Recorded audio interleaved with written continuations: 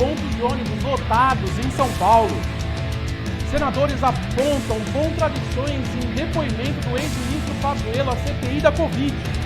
Ricardo Salles e presidente do IBAMA são alvos de operação que investiga exportação ilegal de madeira. É mole, hein? Estas, outras notícias e os meus comentários você acompanha agora no Fato Brasil.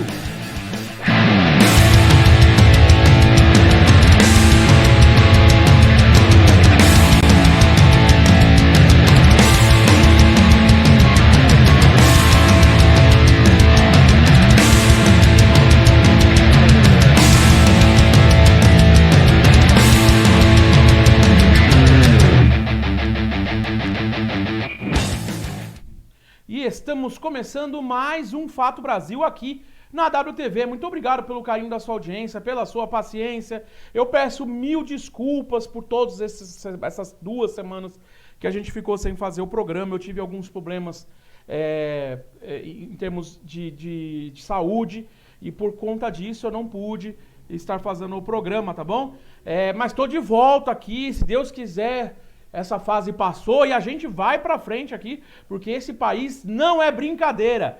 Como diz uma banda conhecida nacional, quem não tem estômago abandona esse país, porque aqui o estômago tem que estar blindado, né? Ou seja, a gente tem que estar sempre com o sal de frutas perto, sabe? Com o omeprazol a postos, porque aqui não é fácil, meus amigos, não é verdade? Como você está aí. Manda aí seu comentário nas nossas redes sociais, tanto no YouTube como no Facebook. Se você está assistindo pelo site, tem uma seção de contatos aí. E nós temos uma novidade, nós estamos agora no site, nós fazemos parte dos canais de uma rede agregadora, ou seja, uns sites de diversas TVs mundiais, chamado cxtv.com.br.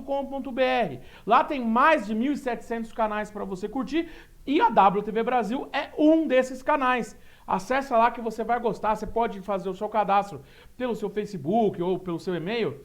E aí você pode deixar os seus favoritos lá e coloca nos favoritos, claro, a WTV Brasil, né? Pô, por favor, né? Então agradeço você que está assistindo, nós estamos ao vivo, agora são 22 horas e 7 minutos, aqui no horário de Brasília, nós estamos ao vivo diretamente de São Paulo, capital, onde nós trazemos aqui, para você que está chegando agora, que é novo aqui na WTV Brasil, que veio aí pelo CXTV, esse é o jornal, que na verdade não é que vai dar notícia em primeira mão, mas é onde a gente vai trazer um resumo daquilo que acontece no dia e com as principais notícias do dia, dos acontecimentos do nosso país e do mundo, que impactam no nosso país naturalmente, e também onde eu vou tecer os meus comentários. O nosso programa é aberto para receber o seu comentário. Então, se sinta à vontade também para você mandar o seu comentário, um vídeo curto, de até 1 minuto, para você comentar alguma notícia que você acha relevante, fazer a sua denúncia, você pode mandar a sua denúncia aí pra gente, tem várias formas de você entrar em contato aqui com a WTV Brasil, tá? Aqui é televisão independente, tá? E olha que tem gente que acha que isso não é bom, né? Eu acho isso maravilhoso, né? Não há prazer maior do que poder falar com você ao vivo todos os dias. Adentrar a sua sala, o seu quarto, o seu celular, para quem tá aí no busão cheio agora, o pessoal tá sem metrô aqui em São Paulo já, hoje é dia de greve, enfim, várias coisas. E para você que é novo também, daqui a pouco vai chegar uma gata, sim, uma gata, um felino, de verdade, ela sobe aqui na bancada, porque esse é o Jornal com Gato. Nós, da WTV Brasil, somos pet friendly e nós temos a nossa pet, a nossa mascote, que é a Judite, a nossa gatinha de olhos azuis, que daqui a pouquinho ela sobe aqui, a hora que ela quiser, tá? No momento ela tá lá fazendo outras coisas, mas se você não se espante, a qualquer momento um gato pode subir na bancada. E, embora o assunto não seja bom, mas a gente precisa falar, vamos falar sobre os números da pandemia hoje, a gente sempre atualiza os números, é muito importante, tá? Então eu vou colocar a imagem na tela aí do mapa, tá? Esse é o mapa, tá bem azulzinho, isso é bom, porque houve uma queda, né? Aliás, nas últimas semanas, mas hoje a queda ela se estabilizou, ou seja, foi uma queda de menos 14%, o que está dentro de um parâmetro de estabilidade. Então, o Brasil registrou 2.485 mortes por Covid-19 nas últimas 24 horas, totalizando, nessa quarta-feira, 441.864 óbitos, mortes, pessoas, famílias impactadas desde o início da pandemia. Com isso, essa média móvel nos últimos 7 dias chegou a 1.944. Ou seja, Em comparação à média de 14 dias atrás, no entanto, a variação é de menos 14% e continua indicando uma tendência de estabilidade nos óbitos, não mais queda, mas uma estabilidade nos óbitos decorrentes. Essa tendência que avalia a curva do gráfico voltou à estabilidade após 8 dias, que estava em queda, como eu já adiantei. Lembrando que esses dados são os números do novo levantamento, que é feito pelo consórcio de veículos de imprensa sobre a situação da pandemia de coronavírus no Brasil, que são sempre consolidados 20 horas todos os dias, né? E o balanço é feito a partir dos dados das Secretarias Estaduais de Saúde, uma vez que não dá para confiar muito nos dados do Ministério da Saúde. Infelizmente, a gente teve alguns problemas e por isso que esse consórcio de veículos de imprensa acabou fazendo isso, né? E, enfim, né? Então, uma coisa que eu gostaria de falar, eu vou falar muito pouco sobre isso hoje, mas, gente, é o seguinte, tomem cuidado. Analisando os gráficos dos últimos 3 dias, vários profissionais, vários analistas estão falando isso e eu também acredito nisso. Tudo indica que a gente está caminhando para uma terceira onda. E vários cientistas e analistas especializados em pandemias estão alertando que essa terceira onda pode ser muito mais mortal do que a segunda, que já foi mortal, assim, extrema. Então, se possível, se você tiver no seu grupo, vacine-se se você tiver vacina, que está muito lento, a gente sabe, mas se possível, fique em casa, se precisar sair, use a máscara, evite, no possível, aglomeração. Eu sei que hoje, num dia, por exemplo, sem metrô, que já é aglomerado, imagina sem o metrô, né, aqui em São Paulo, no caso. Mas proteja-se você e proteja quem você ama dentro da sua possibilidade, tá bom? Fique esperto, gente, não é hora da gente despirocar por aí. Falei mesmo, é isso. É isso, pois é. E vamos lá, então, aí, já que nós estamos falando de São Paulo terá uma nova flexibilização da quarentena, com ampliação de funcionamento do comércio até às 22 horas, a partir do dia 1º de junho, né? Então, hoje, o Dória, né, o João Dória, o governo, né, que estava aquela coletiva que acontece sempre, né, na hora do almoço, né? O governo de São Paulo anunciou, né, que o estado terá mais uma flexibilização da quarentena. A gente não sabe se vai ser uma fase laranja ou se vai novamente a fase emergencial alterada. Que ninguém sabe, né? Se vai ser a fase vermelha, enfim. O nome da fase a gente não sabe. A gente só sabe que vai haver essa flexibilização e a principal diferença é que a ampliação do horário do funcionamento dos estabelecimentos comerciais, que estava até as 21 horas e agora vai ser até as 22, tá bom? Então, esse anúncio ocorre apesar da estagnação de importantes indicadores, como eu acabei de falar. Ou seja, estagnou, parou de cair, está estável, né? Tanto que no mapa, dá para botar o mapa de novo aí?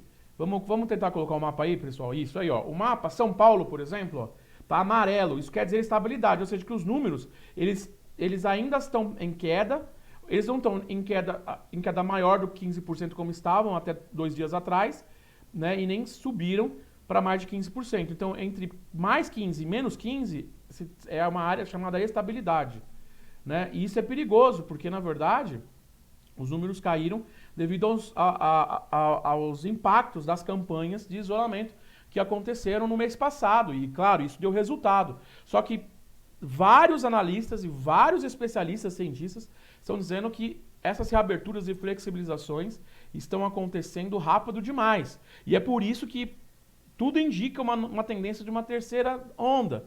Mesmo em São Paulo, que agora não está mais em queda, mas está em estabilidade. Eu sou meio assim com algumas regras do governo do estado de São Paulo, porque parece que o coronavírus só pega de madrugada, né? Enfim, parece que durante o dia não pega, né? E de repente começou a abrir tudo. A gente entende como é importante. Ó, a gata, como eu falei pra você que é novo aqui. Vem, Judite. Essa é a Judite, ela tá meio fora da câmera aqui, ó. Essa é a Judite, né? Vai me morder daqui a pouco. Ó. Aí, ó. Ela é muito bonitinha. Enfim, mas eu acho assim. A questão toda é que a gente deveria. Eu não sei se essa flexibilização vem a hora certa aqui em São Paulo e não sei se funciona. Porque você fechar tudo da madrugada, onde já não tem muito movimento, para mim é 6 por meia dúzia, entendeu? Eu acho que deveria ter, sim, uma flexibilização, alguma coisa durante o dia. Mas, claro, é difícil você fechar lugar de trabalho, que as pessoas precisam trabalhar, precisam comer. O governo federal não ajuda, na verdade, atrapalha mais do que ajuda, e aí as pessoas ficam sem saber o que fazer, né? Então, enfim, de qualquer maneira, a partir do dia 1º de junho, vem uma nova flexibilização e essa é a principal mudança, que o horário de funcionamento vai ser estendido até as 22 horas e também o número de pessoas nos estabelecimentos vai ser ampliado de 40% a partir do dia 24 e para 60% no dia 1 de junho. Ou seja, dia 24 agora já se amplia para 60% a capacidade máxima dos estabelecimentos. Aliás, já se amplia para 40%, desculpa. E no dia 1º para 60%, tá bom? Então, qualquer novidade a gente vai falando. Mas eu estou avançando rápido porque eu atrasei um pouquinho. Eu até peço desculpas, tá? A gente estava sem fazer, a gente perde um pouco a prática nas coisas. E nós estamos com redução do nosso pessoal. Então eu peço desculpas. Mas é o seguinte, ó. Vamos falar agora da greve do metrô, que nós anunciamos ontem nas nossas redes sociais. Estamos acompanhando aí, né? E uma reunião no Tribunal do Trabalho, né, no TRT, terminou algumas horas atrás, algumas 3 horas atrás, sem um acordo. Porém, os sindicatos metroviários estão, nesse momento, realizando uma nova assembleia, agora à noite, que tem como previsto terminar até a meia-noite, onde os metroviários vão fazer uma votação se encerram a greve, ou aceitando, né, a negociação ou não. Lembrando que se continuar a greve, amanhã o funcionamento vai ser parcial nas linhas 1 azul entre Luz e Ana Rosa, 2 verde só entre Clínicas e Alto do Ipiranga, 3 vermelha entre Santa Cecília e Bresser Moca, e a linha 15 ainda totalmente paralisada. As linhas 4 e 5, que são da CCR, né, que são CCR porque é a empresa que comanda os consórcios, né, uma das sócias maiores, né, e as linhas da CPTM estão operando normalmente. As linhas 4 e 5, que é da iniciativa privada, da CCR, né, ou seja, dos consórcios, né, o consórcio amarelo, o consórcio lilás, que enfim, essa coisa toda, e como são consórcios de PPP, eles não têm vínculo com o metrô, em termos de funcionalismo, então eles não estão em greve. Quem está em greve são as linhas operadas pelo metrô de São Paulo, pela estatal, que é a linha 1, 2, 3 e 15. 15 é o monotrilho. Nani, que mora perto do monotrilho, hein, Nani? Tá sem metrô, deve estar aquela zona aí, né? Aí na Vila Prudente, Vila Tolstói, Parque São Lucas, né? O pessoal aí de São Mateus, deve estar aquela balbúrdia, né? Como fala um outro aí, né? Enfim, a qualquer momento, pode acontecer, inclusive enquanto nós estamos aqui, falando no Fato Brasil, eu paro tudo e falo, dou uma atualização. No presente momento ainda está acontecendo a votação. Se terminar o Fato Brasil e eu não tiver resposta se vai continuar a greve amanhã ou não, a gente vai dar na nossa rede social. Então siga o nosso Instagram, @WTVBrasil, ou o nosso Facebook, ou os dois, facebook.com/WTVBrasil, que a gente sempre posta os nossos plantões e notícias relevantes nas nossas redes sociais ao longo do dia. Aí à noite eu venho aqui e as comento e passo mais informações, tá bom? Muita gente reclama sobre a greve do metrô, falando que é errado, e eu gostaria de comentar rapidamente sobre algumas coisas que eu acredito sobre a greve. Eu apoio a greve dos metroviários, sim. Na verdade, a greve é um direito constitucional. E o brasileiro está acostumado a olhar só para si. Aí fala assim, os metroviários estão olhando só para eles. Mas não é bem assim. Porque, na verdade, eu tenho acompanhado as negociações tanto do metrô tanto do governo, que é o metrô, né, com os seus funcionários, como da CPTM com os seus funcionários. E o que está acontecendo é que o metrô atrasou a participação dos resultados desde 2019, quando ainda não havia pandemia. Então esse negócio, é pandemia, nós mantivemos os salários, manteve o salário porque não faz mais que obrigação. Afinal, nós pagamos muito caro para andar nisso aí, então tem que manter mesmo. Só que o que acontece? Não está tendo acordo, porque não tem aumento faz 2 anos, vai para o 3º ano sem aumento. Ainda o metrô quer tirar digamos assim, retroceder com alguns benefícios adquiridos pela classe, ou seja, pelos funcionários do metrô, e o que na prática vai diminuir um pouco o salário deles no ano que vem. Então, naturalmente que mexeu no salário, além de não subir, quer descer, entendeu? E não quer negociar. A verdade é essa. E é por conta disso que a greve acabou acontecendo. Né? Então, antes de você xingar o metroviário, achar, eu vou perder meu emprego por causa do metrô, saiba que eles estão lutando, mas eles tentaram de todas as formas, e várias reuniões estão acontecendo, e o governo de São Paulo, que é quem opera o metrô, não quis fazer acordo. Não é que o metroviário não quis o acordo. Até ontem, a gente, inclusive, antes deles decretarem a greve, Nem o governo do estado nem apareceu na reunião de negociação no TRT. Ou seja, aí o metrô, na sua rede social, falou assim, essa greve vai prejudicar na pandemia. Vai mesmo, só que é o seguinte, a culpa desse prejudicar não é dos funcionários que estão em greve, é do governo de São Paulo, que é irredutível na negociação dos direitos trabalhistas e quer diminuir os direitos, que é a política do nosso Bolsonaro aqui no governo do estado de São Paulo. Entendeu? É isso que está acontecendo. O verdadeiro culpado, quem você tem que xingar a família inteira, amaldiçoar até a 7ª geração, não é os funcionários do metrô, é o Dória. É a equipe do governo de São Paulo, é o João Dória como governador e a equipe de seu governo, que é irredutível, que está fazendo de tudo apenas para privatizar tudo. Que é isso que eles estão querendo. O plano é esse, privatiza tudo. Agora você acha que privatizando vai melhorar? Olha o Rio de Janeiro na Supervia lá. Quem anda de Supervia que me assiste aí do Rio de Janeiro, coloca um comentário na rede social para falar como é que é a Supervia. Vê se é bom. É bom o escambau. Né? Lá o trem para, tem linha de trem lá que para 8 horas da noite, pra você ter uma ideia. Nem até a meia-noite vai. Entendeu? Então, o negócio não é bem por aí. Essa ideia que a gente tem a privatizar melhor, isso daí é uma história para boi dormir.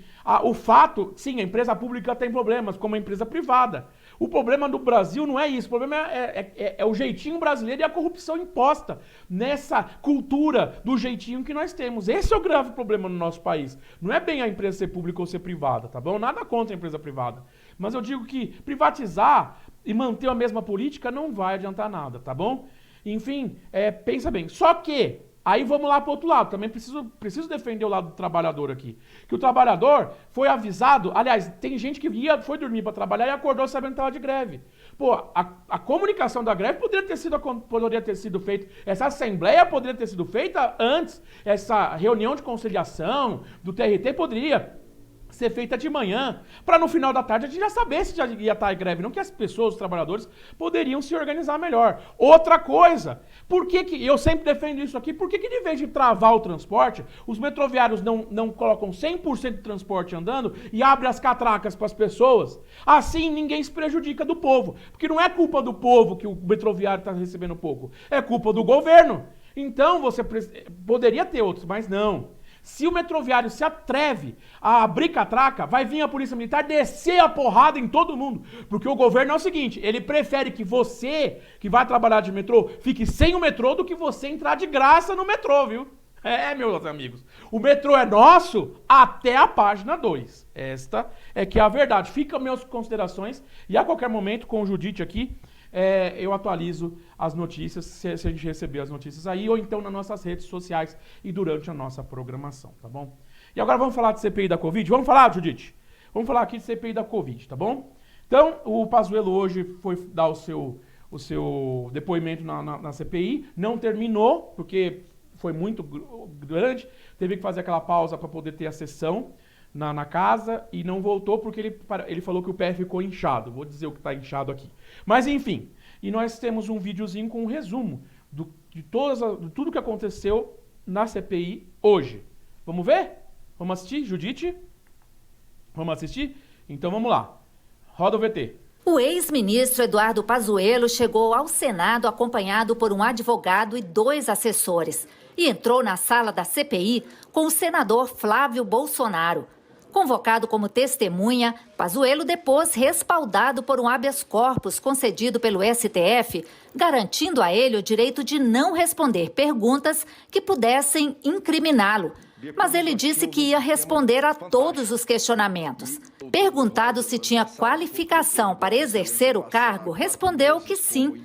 Disse que teve autonomia para montar a equipe e justificou por que disse que não conhecia o SUS. Como militar, eu não só não conhecia o SUS, como não conhecia também escolas particulares. Eu só estudei no Colégio Militar de Manaus a partir da 5ª série. E fui formado e tratado pelo Exército, até hoje, inclusive.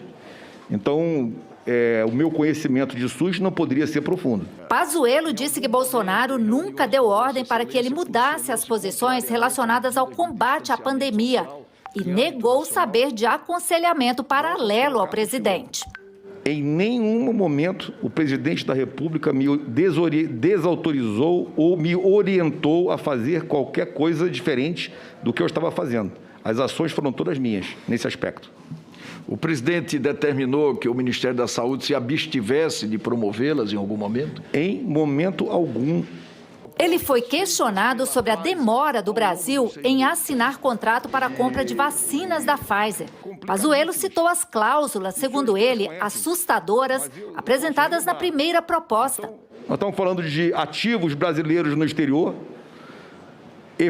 ou fundos.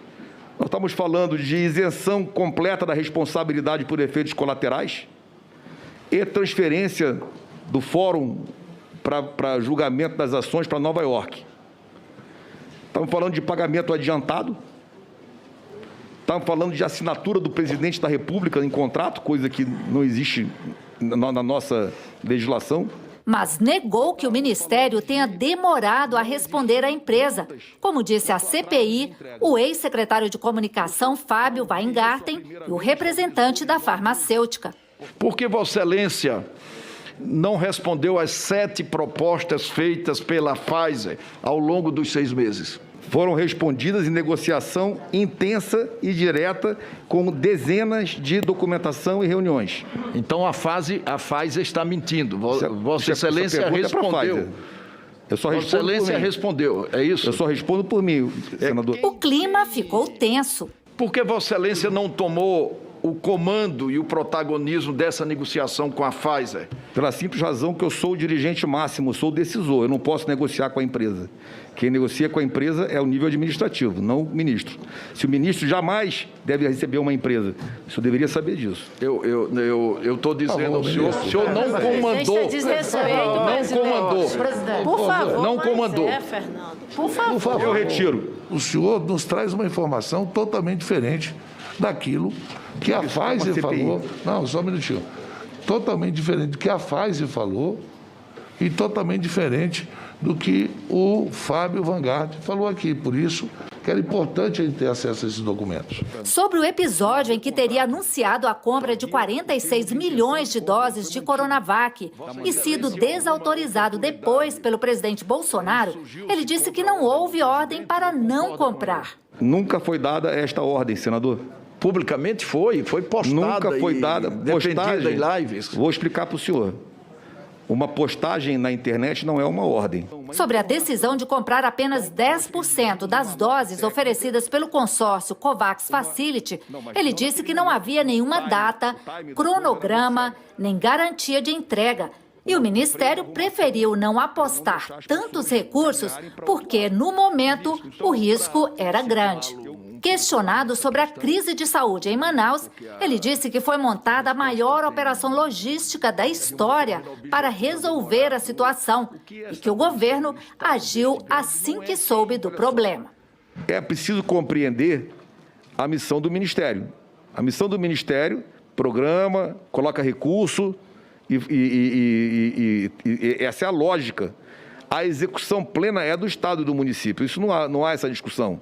Quando nós fomos a Manaus, era porque nós estávamos vendo que a situação não estava boa. Não estava boa. Nós não sabíamos ainda de oxigênio. No momento que eu soube de oxigênio,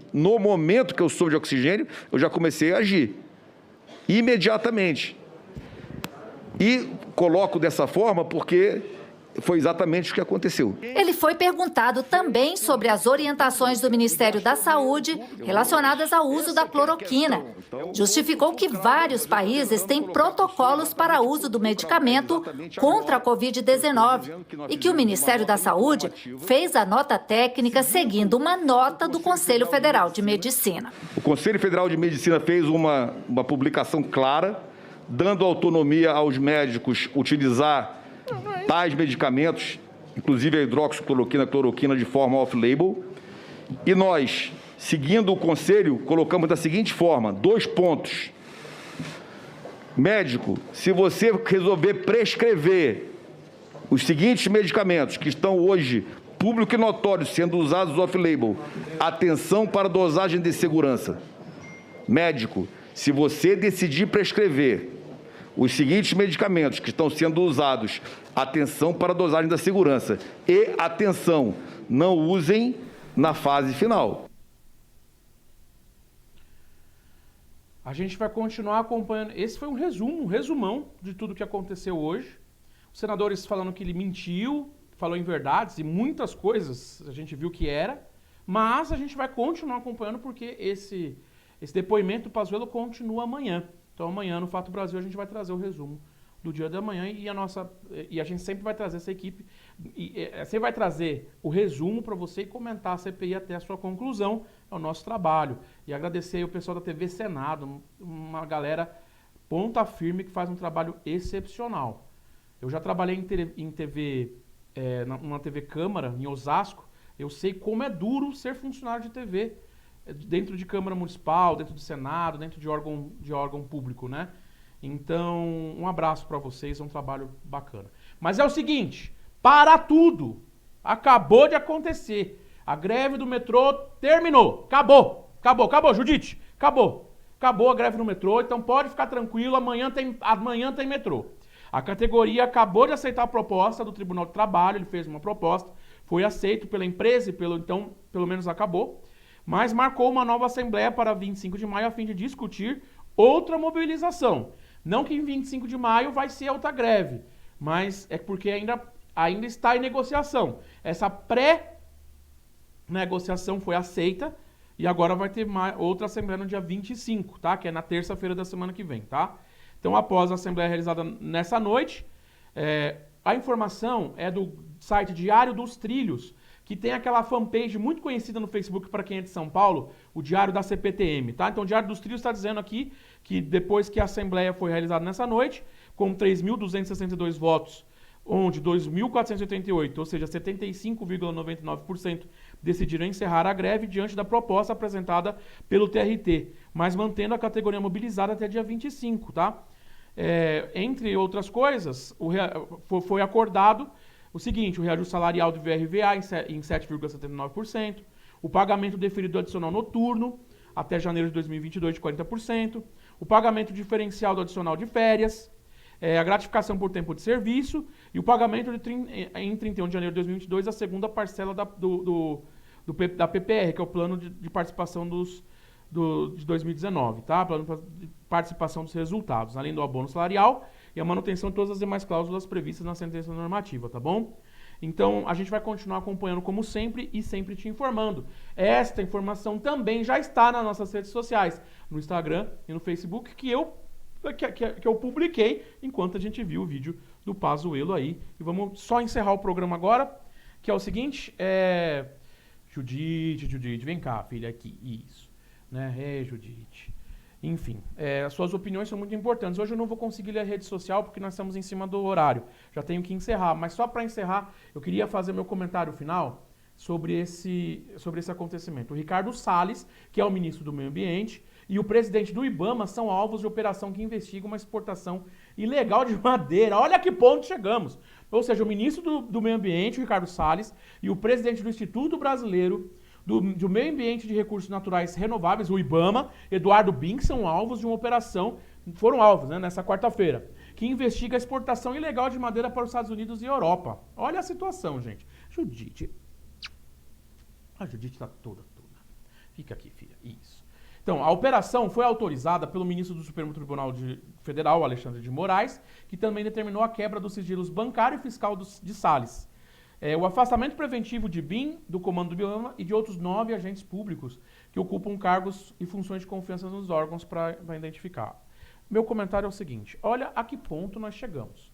O ministro do Meio Ambiente caindo numa operação e tendo o seu sigilo, o seu sigilo bancário e fiscal quebrado por uma suspeita de um envolvimento num sistema de comércio ilegal de madeira.